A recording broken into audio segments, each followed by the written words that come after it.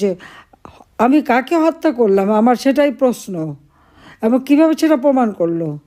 এই গত 3 দিন আগে আপনারা দেখবেন যে ইউনূস সরকারের নিয়োগ দেওয়া মহানগর কমিশনার ঢাকা এবং চট্টগ্রাম, তারা কি বলেছে যে কেউ যদি অগ্নি সন্ত্রাস করতে যায়, কোথাও আগুন লাগায়, কোথাও যদি মারতে যায়, কোথাও এরকম যদি ভাঙচুর করে, তো তাদেরকে তারা সরাসরি গুলি করার হুকুম দিয়েছে। এটা আইনে আছে।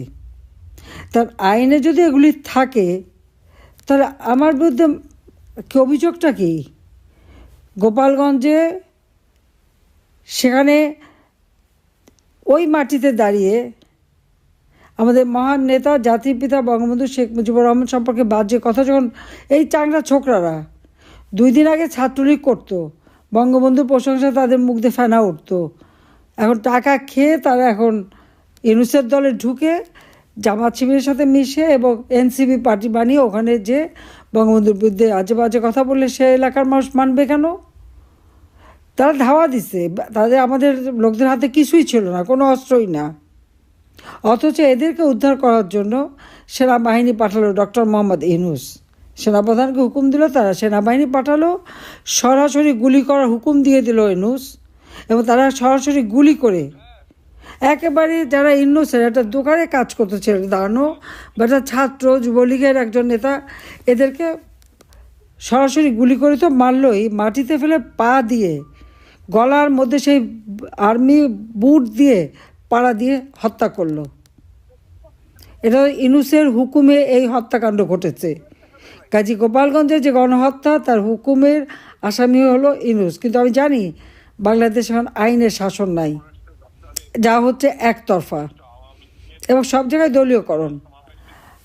আজকে যে মামলা আমার বিরুদ্ধে, আমার প্রশ্ন যে সেখানে একটা ক্ষমতা দখল করেছে ইউনূস জঙ্গিদের সহায়তায়, খুনিদের সহায়তায়, যে কারণে ক্ষমতায় এসে সমস্ত জঙ্গি সন্ত্রাসী ছেড়ে দিয়েছে, যেখানে জঙ্গিদেরকে আমরা নিয়ন্ত্রণ করে মানুষের জীবনের নিরাপত্তা দিয়েছি, সেটা এখন সব জঙ্গিদের রাজত্ব, এবং তার কোনো ক্ষমতার কোনো সাংবিধানিক ভিত্তি নাই, জনগণের ম্যান্ডেট নাই, সে ক্ষমতাই দখল করেছে সন্ত্রাসের মাধ্যমে।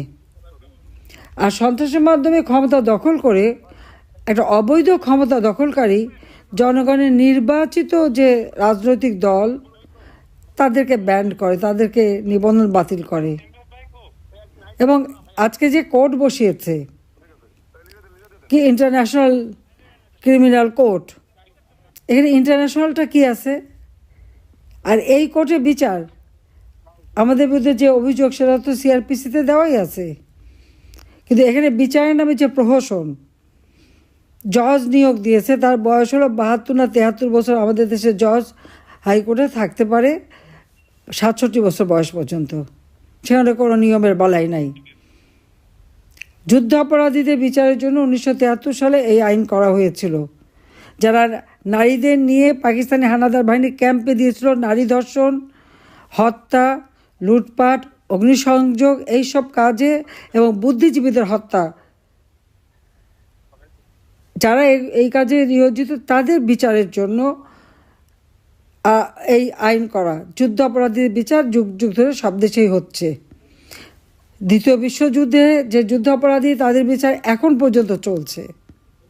তো বাংলাদেশেও যারা গণহত্যা করেছিল, এবং পাকিস্তানি হানাদার বাহিনী জাতির পিতা 25শে দিবাগত রাতে 26শে মার্চের প্রথম প্রহরে স্বাধীনতা ঘোষণা দেন।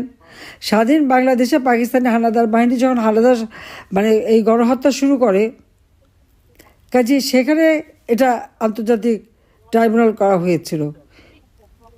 কিন্তু সেই আইনকে এখন পার্লামেন্ট নাই, এক্সিকিউটিভ অর্ডারে একের পর এক শুধু সংশোধন করা হয়। এই মামলার বিচার চলাকালীন সময়েও বারবার সংশোধন করে, কোনো নিয়ম কানুন আইন মানার কথা না।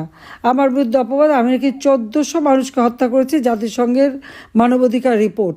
আমি চ্যালেঞ্জ দিচ্ছি, এই 1400 মানুষের তালিকা তারা দিক, জাতিসংঘ মানবাধিকার কমিশনকে এই তালিকা দিতে হবে।